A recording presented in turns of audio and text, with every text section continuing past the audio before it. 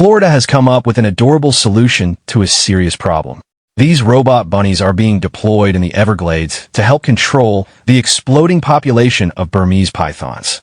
Florida thought it had finally found a way to stop its exploding python crisis. The plan was simple: release lifelike robotic rabbits into the Everglades and lure the snakes into controlled capture zones. The key signature, hopefully, is going to make it look like an actual live animal to the python, and then it's supposed to smell like a live animal, and it's supposed to move around like a live animal. But within days, the footage coming in from those devices showed something no one expected. The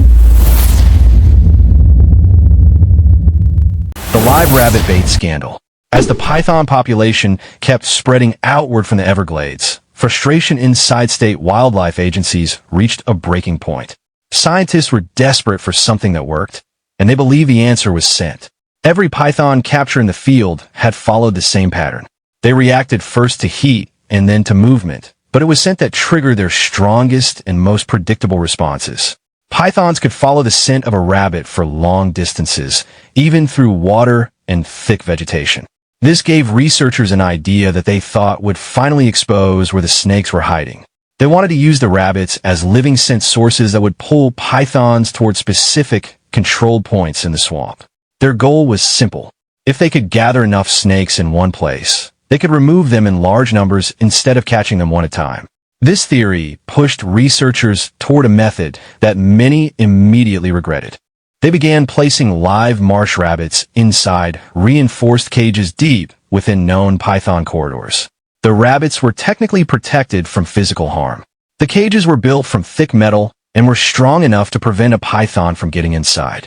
On paper, the setup seemed controlled and safe. In practice, it was disturbing and sickening.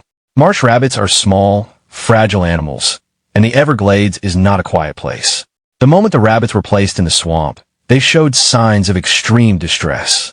Some began frantically thumping the ground, a panic response that rabbits perform when they believe they are about to die. Others repeatedly rammed the sides of the cage until they injured themselves. Wildlife workers recorded several cases of hyperventilation that were so severe the rabbits almost collapsed. The worst part came when the pythons arrived.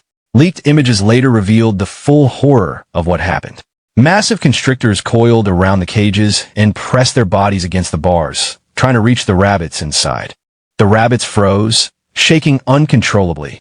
The scenes looked less like scientific research and more like a stage fight where one side never had a chance. When a few of the footage reached the public, outrage exploded instantly. Organizations accused Florida of running state-sanctioned torture chambers for the sake of convenience. Protesters gathered outside government buildings with signs demanding that those responsible be fired. The response was much larger than anyone inside the agency expected. The pressure became overwhelming. Funding was pulled almost overnight. Research teams were suspended. Several biologists involved in the project received personal threats and chose to resign.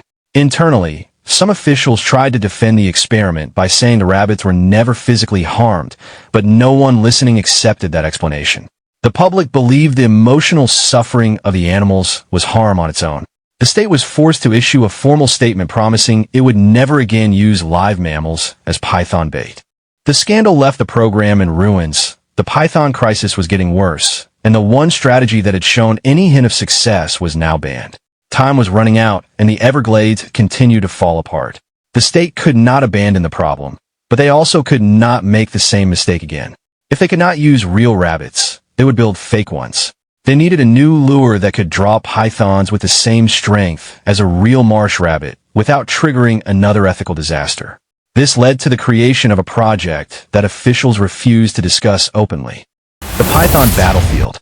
The first major effort to control the python crisis was the Python Challenge, an event that ran from 2013 to 2016.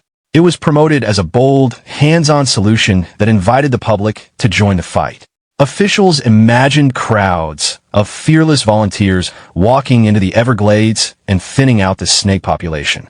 What they got instead was chaos, injuries, and fear. Many of the people who signed up had never hunted anything in their lives. They arrived wearing shorts, sneakers, and cheap flashlights that failed in the humidity. They stepped into one of the most unforgiving environments in the country without the faintest idea of what waited for them in the dark. Heatstroke sent volunteers to hospitals. Thick sawgrass tore deep cuts into their legs and arms.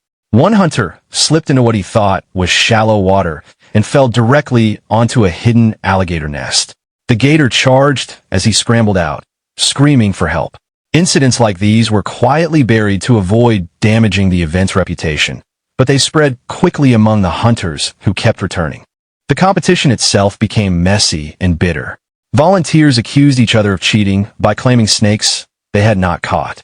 Some tried to drag in roadkill to inflate their numbers, only to be confronted by others in the group. Arguments broke out at check-in stations. There were shouting matches over territory, with hunters insisting that others had followed them into areas they had scouted first. A few participants even sabotaged each other's gear by stealing batteries, flashlights, or machetes, which left people stranded in dangerous areas. The event was meant to unite the community. Instead, it brought out panic, anger, and desperation. The worst part was the outcome. After weeks of searching through the swamp, the combined effort produced shamefully low results.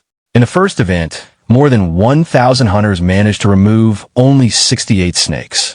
Later events showed similar numbers. The Everglades held tens of thousands of pythons, yet the hunts barely scratched the surface. Hunters went home with wounds and hospital bills, while the python population continued to rise. Many people felt humiliated when the final counts were announced because the effort did not match the scale of the crisis. Meanwhile, professional wildlife contractors tried more controlled approaches, including the Judas snake method. The idea was simple. Female pythons that were surgically implanted with radio transmitters would lead hunters to hidden breeding grounds. It worked until rival males began killing the tagged females before they could reveal anything. This destroyed weeks of preparation and cost thousands of dollars. Every time a tagged female died, the hope of finding a new nest died with her. With every failed attempt, state leadership needed something new and something radical. The shocking cover-up. The python crisis in the Everglades did not start as a simple wildlife problem. It grew into a situation that state officials understood was slipping out of control, yet they refused to admit it. For years, Florida publicly framed the invasion as a distant ecological issue that mostly affected the swamp. But the truth is far more deadly. The Burmese python crisis in the Everglades began when thousands of snakes, originally brought to Florida through the exotic pet trade, escaped or were released into the wild. These snakes thrived in the Everglades because the wetlands offered warm temperatures, abundant prey, and no natural predators to keep their numbers down. Over the years, the python population multiplied at an extreme rate. They wiped out native mammals, disrupted the food chain, and pushed the ecosystem toward collapse. What started as a handful of escaped pets grew into one of the most destructive invasive species problems in American history. This crisis slowly expanded beyond remote swamps and began pressing toward areas where people live and work, raising concerns that state officials tried to minimize for as long as possible. Behind closed doors, the tone was very different. Internal reports from the Florida Fish and Wildlife Conservation Commission showed that the problem was moving from the wetlands toward neighborhoods and public spaces. Some of the most alarming reports never reached the public. Staff quietly documented python sightings near elementary schools where children played outside during recess. Other sightings were reported near suburban retention ponds that families visited in the evenings. Runners reported seeing large snakes along popular jogging trails at dawn, when visibility was low and the snakes were active. None of these incidents were included in any public advisories. Officials were afraid that releasing this information would trigger panic and raise questions about why the problem had been ignored for so long. The situation became even more disturbing when a 14-foot python was discovered inside the attic of a residential home. The homeowner had been hearing noises for weeks. Wildlife officers removed the snake, but the story was never shared with the community. It was kept out of incident summaries and was not mentioned in any press briefings. State officials argued that reporting it would only alarm residents, even though the risk was already real. There were also incidents involving workers in the Everglades. One maintenance worker clearing brush near a canal was nearly strangled when a large python dropped from a tree and wrapped around him. He managed to free himself with help from a coworker, but the incident was later described as an accidental fall in the official workplace report. This choice was not an oversight. It was a deliberate attempt to avoid raising questions about the expanding threat. Historical mistakes influenced their decisions. Officials were aware of what happened in Australia during the cane toad invasion. Australian authorities had downplayed early sightings to avoid public backlash, which allowed the population to explode. The cane toad spread unchecked and caused long-lasting ecological damage. Florida officials feared that admitting the truth would create a similar backlash. Tourism added another layer of pressure. The Everglades attracts millions of visitors each year, and local businesses depend on that traffic. Behind the scenes, tourism groups urged state leaders to avoid any alarming announcements. They worried that would cancel trips if they heard that massive constrictors were showing up near neighborhoods. Internal emails from biologists included warnings that were blunt and urgent. One message stated that at the current rate of population growth, the Everglades could collapse within 10 years. The message described the wetlands as an ecosystem on the verge of permanent damage. Before Florida ever thought of releasing robotic rabbits to fight the pythons, they did something insane. The alligator python robot, where the early success of the robotic rabbits ended the moment the alligators discovered them. The machines were designed to mimic real rabbits, and that was exactly how the gators interpreted them. The heat signatures alone were enough to trigger their hunting instincts. The first recorded attack happened so fast that the field team barely reacted. A massive alligator lunged out of a canal, clamped its jaws around the decoy, and crushed it in one violent movement. The camera feed went black in less than a second. This was not an isolated attack. It was the beginning of a chain reaction that no one had predicted, and no one could stop. Footage from the surviving decoys showed the full scale of the problem. The robots were being hit with explosive force. Alligator jaws snapped metal frames like brittle wood. Synthetic fur drifted across the water as the remains of the machines floated away. Some units were torn apart before they could even send alerts. Engineers watched the recordings in disbelief because the decoys they had spent so many months building were being destroyed faster than the teams could replace them. What unsettled the biologists even more was the sudden absence of python activity in areas where they had been seen just days earlier. The snakes seemed to vanish the moment the gators took over, which made field teams realize how easily pythons could slip out of sight whenever conditions changed. The situation grew worse when several alligators swallowed pieces of the robots. The internal components were never designed to pass through a living animal. They contained wiring, plastic, and battery fragments. Wildlife officers later found young alligators that were lethargic and barely able to move. The scene reminded biologists of whales found on beaches with plastic packed inside their stomachs. That same type of slow, painful decline was now happening in the Everglades. The gators that had once dominated the waterways were becoming sick at a rate that shocked everyone involved. The shift in dominance created another problem. Pythons avoided areas where alligators gathered. The scent of the larger predators signaled danger. This meant the robotic rabbits, which were supposed to attract snakes, were instead creating clusters of alligators. As more gators approached the bait sites, fewer pythons came near them. The decoys had become magnets for the wrong species. The birth of robotic rabbits. The project was called the Robo-Rabbit Initiative, and it was funded quietly through environmental technology grants that were vague enough to avoid attracting attention. The goal was to design a machine so convincing that it could fool a python into thinking it was stalking a live animal. Engineers worked with wildlife experts to build these synthetic animals from the inside out. Each unit was fitted with a heating pad that stayed at 99 degrees Fahrenheit. This temperature was chosen because it closely matched the body heat of a marsh rabbit, and pythons often rely on heat to locate prey in the dark. To strengthen the illusion, the decoys included chemical emitters that released a manufactured version of rabbit musk. Musk is a natural scent produced by rabbits, and pythons can track it from long distances. The engineers also added small motors that caused the ears to twitch at slow intervals, which created the impression of a frightened animal trying to stay hidden.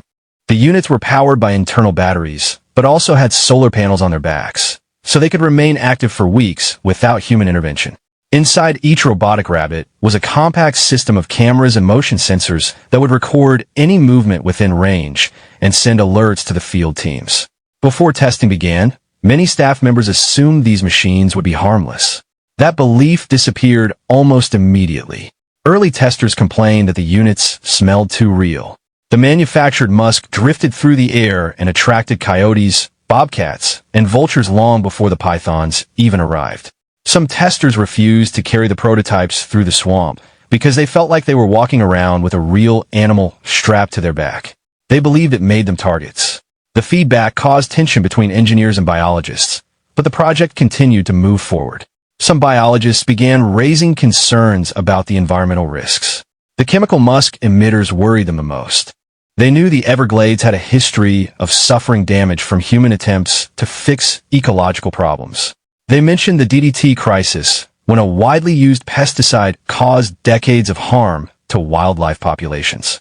If the synthetic musk leaked into the water, it could disrupt the behavior of multiple species, not just pythons. These concerns were pushed aside because the state was desperate and out of options. As the cost of development rose, the project attracted accusations of corruption.